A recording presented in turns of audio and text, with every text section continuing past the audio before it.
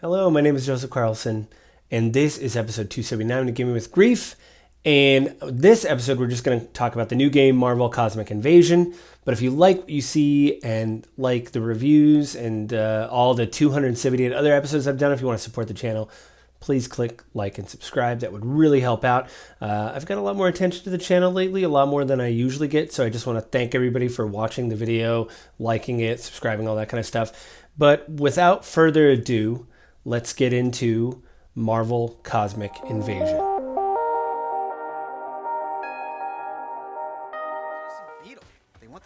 So let's talk about the three sections of the game.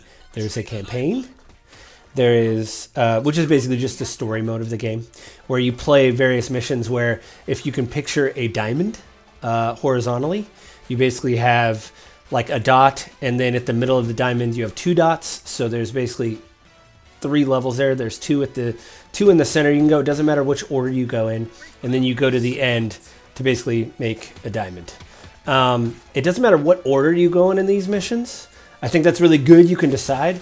They have story recommended characters. So in this game, you not only get 15 unlockable heroes, some of them are unlocked through the course of the campaign, but you also get to do it as a pair. So you pick two heroes and can swap between them by hitting, I played it on PlayStation, by hitting L1. You swap between them. You can also assist the other player by, when you swap in, you hit a button and they'll come in, your tag team partner will come in and do like, you know, a light or heavy attack or something to help you out. Also, every character has like basically a very simple set of moves, but when I was playing it again, you know, for the review, what I think is really great is you do start doing button combos, almost like Smash, where you're like, okay, I'm going to run forward and hit my basic attack. Oh man, Spider-Man trips him. Oh, when you do that, like Iron Man throws in a shoulder and hits him with a shoulder charge. Like Nova, who is voiced by Matthew Mercer, it stood out to me. I'm a big Critical Role fan, so it's kind of cool to hear Matt's voice. Anyway, he does like this flaming meteor forward where the fire is around him, which is really neat. Don't worry, I played more characters than that. But I think generally there's a lot of little things in this campaign to really like. There's also mini challenges in the campaign. So you have like 3 challenges, like with the story kind of suggested characters, they will say, throw 5 people in a pit as Captain America. And you can do that as Cap. You punch someone, they fall in a hole, that gets credit. I think you have to complete the level to get credit for each thing, which is fine. But that's really cool. Also, there's like a matrix cube you find, and you can look at all the progress of this. When you go back to the home screen, what level you're going to pick, it shows like 3 dots in a square. It's like, have you got the matrix cube, and have you got these 3 challenges? When you get 1 or 2, it will save, and you can go back again and try to complete every challenge. There's also a trophy completing every challenge in every level, which I went back, I was like, I don't know, I played the game for about 3 hours, and I thought, well, I don't know how much I want to go back and do this, but I went back in to just mess around a little bit, and I was like, oh man, this is really fun. This is really fun. So that's definitely, I think, the campaign is a major good point of this game. It's the right length. You could probably, if you rush through it, beat it in 2 hours. But if you want to take your time and go back and do little mini challenges and unlock stuff, and really, especially like the first level I did a couple times with different heroes to like try them out again, you do level up in this game. When you're playing the campaign, each hero is maxed out at level 10. Every time you level up, you can go to one of the other sections of the games that I'll get to later and look at their stats and what they unlock as they go. And I think that's really neat. It's just a great way to replay the game. The controls felt good. It felt good to control everybody. There's some people didn't hit me as hard the first time I played. But I definitely want to go back and try them again now that I know more about movesets and stuff like that. So that was a good part. The bad part of the campaign things is it doesn't feel really like a cohesive story. It feels like really cool ideas. Like it feels like you opening, like if you go to a comic book store and you're just rifling through like comics from all different people, like X-Men, whatever. I'm just going to stick with Marvel. It'd be like flipping through a bin of Marvel comics where you say to yourself, like, okay, well, this story is this way, this story is this way. Wow, this is a weird swing. Why are these 2 people on the cover? That's really what it felt like going through the campaign. I don't even know if it's, I'm not going to say bad. For me, there wasn't really any cohesion to the story. And I know, again, this isn't one of those things where it needs to be like The Last of Us. But I just want some kind of connective thread of like, oh, we have to do this, or otherwise the main villain, Annihilus, is going to take over or something, or we have to go here. And there's a little bit of that, but it just seems like, hey, we just want to get as much in this game as we can. We want to get as many heroes and places, which is good. There's a lot of cameos. That's why I'm only showing you the first few minutes of the game, but at the same time I want there to be some kind of cohesion of like, oh, okay, well, I see that you know, you're doing X, Y, and Z. You know, it doesn't make a lot of like, it isn't, maybe not even like a narrative. I just want it to make sense why we're going to these places. So that's a small negative. So the second part you can go to is called the arcade, and that's really just playing the campaign that you just played in an arcade mode where you only have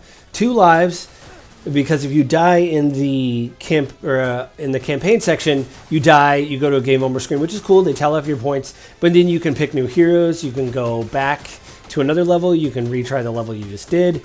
I actually haven't died in the arcade mode yet, but basically it says you have a limited number of lives and you try to get through the main story the best you can. And instead of like the diamond thing that I subscribed before, it just has like a choose your path, A or B, and it'll just say the level, and it'll say like how many challenges you've completed, and then it's the name of the medal, the level, like Battle for New York, or you know, Genoshan Island or something like that, to go like, okay, I'm gonna go here and here, and they kind of show the villain in a silhouette, so you're like, oh, this is the one with Taskmaster. I want to go beat Taskmaster up, so we're gonna go do that. Which, by the way, it's fun to beat Taskmaster up in this game. So shout out to .emu for making it cool to beat Taskmaster. That's an aside. Anyway, that part is good. And again, like I mentioned in the campaign mode, in the arcade mode, when you go back and you've leveled up your heroes, it is nice to be able to see, oh, if I do this and this, and I can tag this person in. It's like you really start to get, you know, you really start to get, everything gets more fluid, and you start getting like more of a strategy. And here's one thing I want to point out in the good section that I wanted to leave till the end of this. You can do couch co-op with this game. Now, I think this is kind of the biggest, coolest thing about this game. You know, a lot of games don't have couch co-op. You have to be online for everything nowadays. I think PlayStation is a good online system. I've connected with people on far greater like difficulty games. And anyway, I'm saying the system is easy to use, pick up and play. But having couch co-op is pretty amazing. To just, my wife literally plugged in a controller, it was dead, hit start, loaded her profile, and it said, okay, you've joined. Who do you want to be? And they have 4 slots in the game. So not only can you be 2 heroes, but you can have up to 4 people being 2 heroes. So that's half the roster of the 15 or 16 heroes. That's pretty amazing. I think one thing I didn't mention that I want to mention now as well is I think that the heroes are pretty eclectic. I like who they've chosen. I know there's complaints of like, why is this character here, that character here? But that's a problem with Marvel. They have such a long history that, and a lot of these characters have been in other games. So you have to be like, okay, we want to make this character and make them unique because we want them to, you know, we want this character to shine. We want to put our spin on it. You haven't seen this character in a game in a long time, or vice versa. You've seen this character in a game a lot. How do we make Iron Man just a melee guy with guns, basically, you know? How do we make Ghost Rider a melee character? Really fun, by the way. His melee attack seems to get longer and longer and longer, so you get a longer range on a regular melee attack. Sorry, that was an aside. So that part is good with the arcade. Again, I haven't died, so I don't really know how far I could get. I should try to see how far I get. The bad with the arcade is all the level ups and the challenges that I've been completing, I believe happen in the arcade as well. Well, maybe not. It's just the arcade. But also, since your characters level up, it seems to be the amount of people that you down. So if you kill one person, you get 1 point. And at the end, they add that up in the campaign mode and say, oh, you killed 34 people. You get 34 XP or whatever. They have to do with your time and the level and stuff. All this is kind of like the minutia of the game that I haven't really been able to figure out yet. But it's really cool. But unfortunately, in the arcade game, for the negative part of this, the bad, is I don't really know what's going on the back end. Because some of my characters I wanted to level up. So I was like, okay, I'll pick, you know, Iron Man and Cap to do this level. I'm used to the first level. I'll just pick them. I want to level them up, or whoever. And let's just run through this level really quick. Well, you run through, I got a trophy for something. Then it said, like, I know they weren't leveled up, but when I got to the end of the level, it's like, don't worry about it, they're level 10. And I would have liked to see a tally or something come up. I mean, I know it's an arcade game. It's not a campaign. Just a thing at the end of the level, like a little splash screen while you're picking the level to be like, you know, Iron Man leveled up. You know, it's like, oh, cool. I could go to where I'm going to get in the last part of the game and look up some of my things. So for me, in the arcade, kind of the bad part is the like the background stuff, the leveling up. What am I unlocking? What is happening? Things that seem to be going on. And I don't understand how that is. Where in the campaign, it's like, oh, I've leveled up. Now I can go see what this character can do. I have a different passive now. How does Wolverine do this? Blah, blah, blah. I don't, you know, stuff like that. Anyway, that is kind of a miss for me. It's kind of a negative when it comes to the arcade section. The third part of this game is called the Vault. And this is kind of like the more extra things in the game. You can check your hero roster, which I mentioned before. You can look at who you've unlocked and what level they're at. And I've unlocked everybody. Most people, some people are level 10, some people are not. Again, the max is level 10. You could look through a profile. It talks about them a little bit. You know, and also it talks about their passives. You can look at each individual hero's move list, which is really great to be able to look and say, oh, because I was trying to do something and I read that it said like throw or something on a character. And I'm like, how does this character throw? And then I looked at the move list and it was like, you know, tap this button again to throw them. And I was like, man, that was a missed opportunity in the game. But now that I know that, I can go back and try to, you know, try it again and do better, which I think is pretty great. So the hero list part is pretty good. I think the other part that isn't as good is the matrix, where it's like these three colors. It's a big cube made up of smaller cubes. And by beating the game, I think I had 40 cubes. And you go into this big cube, into the little cube, and start unlocking things. And there's three colors. There's like a purple, a green, and like a tan orange color. And those things are palette swaps for the characters. So you can play the mission, and Cap can have a red and white suit if you want. You know, Iron Man can have an all-white War Machine suit if you want, stuff like that. The next one is music. So I don't really actually know where to listen to the music, but it kept saying that I was unlocking music tracks. Maybe I'm just hitting the wrong button. I might mess around with that later today. Try to figure that out. Maybe do an addendum next review or something. Like, hey, just bring him anyway. Maybe I'll mess around with that. But I am unlocking music tracks some more. Also, you unlock Nova files, which I actually like.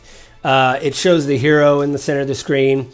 And then there's like a little, you know, Captain America first appeared in, you know, Captain America #1 in 1940. Here's his abilities, and it kind of just scrolls in the screen. So you can just leave on a Cap. I believe you can do some of their moves in the screen too. I want to try to like punch and stuff like that with them. But that is kind of neat, like where some of these people came from, because I think I'm a pretty big nerd. And I got my eyes on the pulse, hand on the pulse, whatever.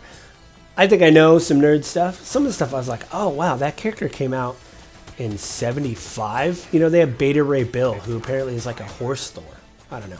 He looks like something else. Anyway, yeah, some of this stuff I need to dig into a little bit more. But for me, this is kind of not even good or bad. Some of the things are, well, I mean, this is kind of a mix. So I think it's cool to have the hero list and like look at your, you know, look at the move set, kind of, oh, I'm going to try this and this. Okay, they're level 7. I've unlocked these 3 things. These other 3 things are grayed out, but it tells you what it is. Like, hey, you're about to get some more XP. Sweet. But I think what's a miss for me is the matrix. I don't understand. It's like, okay, I'm getting cubes. That's neat. But like, how did I get these cubes? And like where, I understand where to unlock the color palette. Like, where do I look at these music tracks? I've been looking at the Nova files. It's just kind of weird. It'd be interesting if it was just a splash screen saying, hey, you've unlocked 3 color changes for Captain America and one from, you know, maybe it's too much. And this was a way to do all that kind of in the background. But for me, it kind of missed. There's some options there. You can turn certain things off, like I think enemy damage and stuff like that. You can obviously turn the music up and down. There's not a lot of accessibility options, but there's a few. So that's all right. And I think you can look at the credits, which I was like. And another thing about this game is you can speed the credits up. So I think that's pretty great. I know it's crazy. It is amazing. This game does look like an old arcade cabinet game, you know, 16-bit. It would probably run, well, no, it probably wouldn't. But you would, if you saw this on the SNES, you'd be like, oh, this looks totally fine. The thing is there's a lot of people involved in this game. It takes so much now to do a game like this. So the game is only $39.99, I think, or $29.99. So it's not a full price game. And my wife and I were able to sit down and play couch co-op. She was able to drop in, drop out. It was so fun. I'm definitely going to dig into it more. Maybe it's I'm in the Northwest. It's a little bit rainy here today, so you what are you going to do, stuff outside? No, you're going to sit at home with a nice cup of coffee, and I'm just going to maybe beat people up as Wolverine and go to a level and try to unlock this. So I think in closing, I just like to say I think this is a great game. Again, it's only $29.99, I believe. So I think it is $29.99. I think that is a great price for this. It is amazing that it's couch co-op. If you have a family, if you have 4 people, you can, and I mean, if you have controllers, maybe you have some people in your life, you could be like, come over, bring your PlayStation controller, or Xbox controller, or whatever. It is on the Switch as well, so that's a great way. If you kids have a Switch, you can do this. So included is it's a great price, and I think it's a great game. I recommend getting it at $29.99. I think it's great. You'll have a lot of fun. I mean, I'm having fun right now, and I think that's all. So I think that's not. I think that's it. I think we're done. I've said everything I'm going to say. I think it's a great game. It's $29.99. Pick it up. Have a blast. If you want to write to me, you can write to me at gwgpodfellows@gmail.com. Let me know what episode you're writing me about. And then, if you're playing this game and you want to write to me, tell me what your favorite hero is. I always have a sore spot or a soft spot for Cap. I think his moveset in this game is great. He does a shield throw, which doesn't have a charge, even though most heroes have an energy charge to their ability that naturally recharges. But you have to wait some time. Cap can just throw a shield, but when he throws it, he obviously is vulnerable to whatever. So with all that, I'll just say, have a good week. I'll probably see you guys next month. I got some big changes coming to the channel next year. Remember, if you like what you hear, please like and subscribe. Again, thank you everybody that has managed to find the channel. That really means a lot to me. If you like what you see, please like and tell your friends and family about it. You could subscribe to me on YouTube, but this comes out as an audio episode as well on Apple iTunes. I'm on Spotify as well. So go to those places, subscribe to the channel, and have a good month. Everybody, I probably won't see anybody or talk to anybody before after the new year. So have a great holidays with your family. Even if you don't celebrate Christmas, it's kind of the end of the year. Things are wrapping up. Hope you have some good dinners or meetings with some friends or family. And, I'll see you guys later. Bye.